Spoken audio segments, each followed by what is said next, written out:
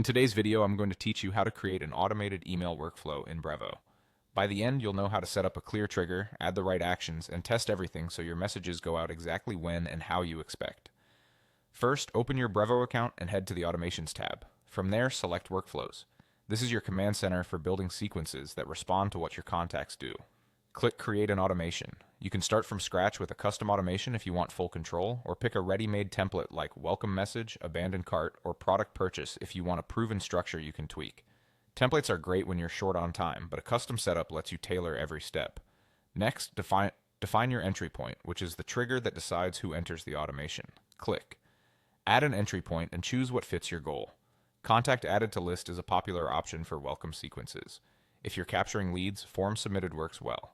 You can also trigger on email opened or link click to follow up based on engagement.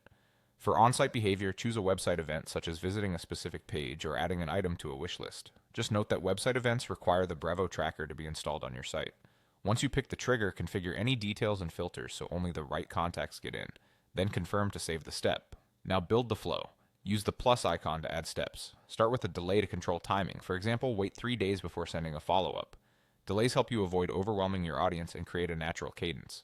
Add a send an email action to deliver your message. You can select an existing email template or design a new one right inside the editor. Make sure to set a clear subject line, confirm the sender details, and preview the content. If you use personalization, double check that your contact attributes are mapped correctly. To refine results, add conditions. An A/B split lets you test different subject lines, designs, or delays so you can see what performs best.